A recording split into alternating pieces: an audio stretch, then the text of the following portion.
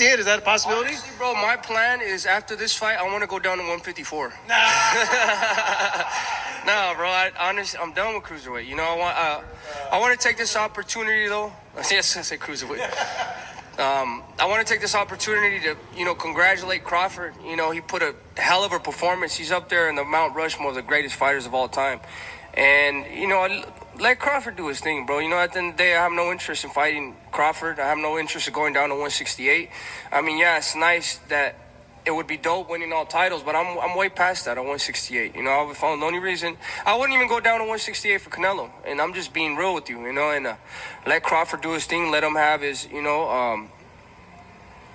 him. I want to give his flowers, man, because he's a great fighter, man. There's no other fighter that's coming up from 147 to beat a type of fighter like Canelo at 168. And Crawford, he's one of the greatest of all time. So, I have no interest in going down to 168. I'm not saying that I'm scared of Crawford or whatever, but Crawford's the man at 168. That's his weight class. I'm done with 168. What's good, YouTube? It's your boy, Blue Blood Sports TV, and I'm back at y'all with another one. So I had multiple people. I don't know how boxing fans come up with these analogies. And shouts out to my brothers who brought this to me and to my attention. But boxing fans, as I told you guys, y'all make no sense sometimes. Now, I have 6 different people sending me this clip of the Mexican Ecuadorian monster, the 2-division world champion, 2-time WBC super middleweight and reigning WBC light heavyweight superstar boxer, who will be grabbing, he's not handed, he's grabbing the baton to carry it for the next great Mexican face of sport of boxing. But David Benavidez, who is 30 wins, no loss, no draw, 24 wins by way of knockout, is now competing at 175. And I told you guys yesterday, a 5-fight deal that His Excellency Turki Al-Sheikh is offering up to David Benavidez, who fights November 22nd against Anthony Yarde. Then he's offered a fight with Artur Beterbiev, former undisputed light heavyweight champ, only has 1 loss to Dimitri Bivol that can be disputed in his next fight. Then he's offered, should he beat Artur Beterbiev and Anthony Yarde, a fight with Dimitri Bivol himself, which would include a rematch clause. And then he's offered a fight with Zordo Ramirez. And if he beats Zordo, a fight with Opataya. So that would be Opataya, Zordo, Artur Beterbiev, and Bivol. Twice. Right? That would make him a 3-division champion. He's already a 2-division champion. But now he will get the opportunity to prove he's the best at 175 because people feel like he was handed the belt because Bivol was stripped less than 48 hours after beating Artur Beterbiev in their rematch where he suffered his first loss. So he would get the opportunity to beat both Beterbiev and Bivol, and he beat Oleksandr Gvozdyk.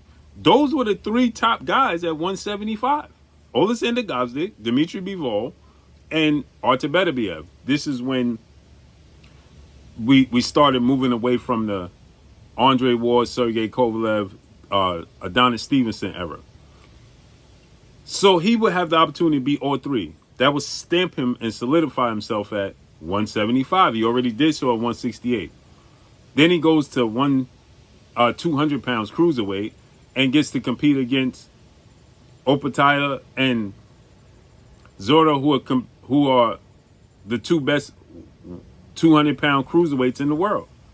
So the layout is magnificent for him to have him represent the face of the sport of boxing as the Mexican face of the sport of boxing. And if he achieves that 5-fight deal and wins all those fights, as I believe he will win, I don't think that Bivol was going to beat him. I don't think Beterbiev is going to beat him. I don't think Yarde is going to beat him.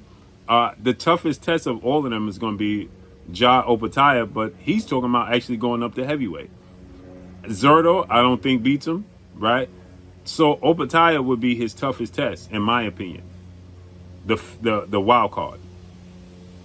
That makes him a pound-for-pound best fighter in the world. And the 3-division champion. And the undisputed light heavyweight. So why would he... And the unified cruiserweight.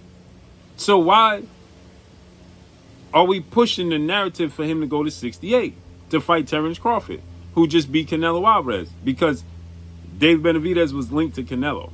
And so because of that, people are hitting me up saying David Benavidez is now scared of Terrence Crawford. That is bizarre. That's diabolical. Now, Terrence Crawford, in my opinion, is the best fighter in the world. Not in my opinion. The entire world should understand that. He's the best fighter in the world. Pound for pound, best fighter in the world. First ballot Hall of Famer. 5-division champion. 3-division undisputed champion. 42 wins, no loss, no draw. 31 wins by way of knockout. He's 38, though.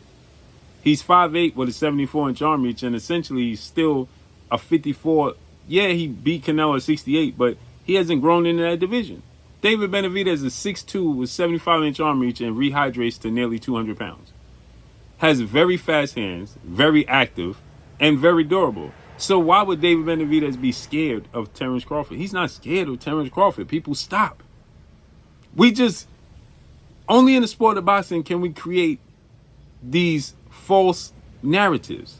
Hence the reason why David Benavidez knew this was coming.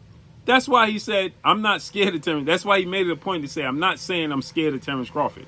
Because he knew people was going to start saying he was scared of Terrence Crawford. He initially stated that he would drop down to 68, but he can't make the weight. His last fight at 168, he fought Andre. He weighed in, rehydrated 193. If he was fighting at 75, that means he damn near rehydrated 20 pounds. He was nearly a cruiserweight. So therefore, why would he be afraid of Terrence Crawford? So, do I think Terrence Crawford has the skill set, the technique, the IQ, everything it takes to beat David Benavidez? Yes. Do I think it's an uphill battle for Terrence Crawford? Yes. So there's nothing that indicates that David Benavidez is afraid. So people were saying, hey, Blue, Benavidez is afraid because he represents Mexico and he don't want Terrence Crawford to derail that, and Terrence Crawford. No, he's not afraid. He's not at all afraid of Terrence Crawford. It just doesn't make sense for him to fight Terrence Crawford. It never did. It just simply never did. Styles make fights and opportunities, right? The right fight and the right opportunity. Terrence Crawford, Canelo's not the biggest 68-pounder in the world, but he's one of the best fighters in the world. And he's a 4-division champion. He's a 2-time undisputed super middleweight. He's now 63 wins, 3 losses, 2 draws, 39 wins by way of knockout. He's a big puncher. He's arguably the greatest Mexican fighter in history, but he's 5'7" with a 70-inch arm reach. He's not a big guy, not a big 68-pounder. He just has the skill and the technique to beat the big 68-pounders. And he's such a legacy fight for Terrence Crawford, it made sense. Benavidez is the biggest 68-pounder, and he's arguably the biggest 75-pounder right now. He's bigger than Artur Beterbiev and Dmitry Bivol. So make it make sense. It doesn't. Why would David Benavidez be afraid of Terrence Crawford? He's not. Please stop pushing out false narratives. Most people want to see Benavidez fight Crawford because they think that he'll beat Crawford and they just want to see Crawford lose. And the other half feels like Terrence Crawford is Superman and can beat anybody. I'm one of those people. I think that Terrence Crawford could beat just about everybody. I mean, in reasonable, but David Benavidez is a stretch. You know, I've been telling y'all for 5 years, that Terrence Crawford could beat Canelo Alvarez. I'm not so confident that he'll beat David Benavidez. I think he can beat David Benavidez, but I see in that being an uphill battle. He's 38 years of age. He has the technique. He has the skills. He has everything it takes. But can he incorporate that? How would that fight look? He would be outweighed by at least 20 to 30 pounds. He can rehydrate Crawford probably to one. I think he'll be 180. Maybe 180, close to one. He'll be 180, 182. David Benavidez is probably going to be 200 pounds. It's just, and David Benavidez is great. And he's the long arms. His arms are longer than Crawford's. He's 6'2". Right? It's just a mountain to climb. If he did it, oh my goodness, what that would signify, what that would represent for Crawford would be enormous. But again, it's an uphill battle, bro. So Benavidez going down to 68. If Crawford beats him, he go down 68. People will say he was weight drained. Right? It's just if Benavidez goes down and beats Crawford, people gonna say he beat a little man. It just don't make sense for either guy. I mean, the aesthetics of it would be interesting, David and Goliath type of situation. But I mean, come on, man. For people to say Benavidez is afraid of Crawford is just diabolical.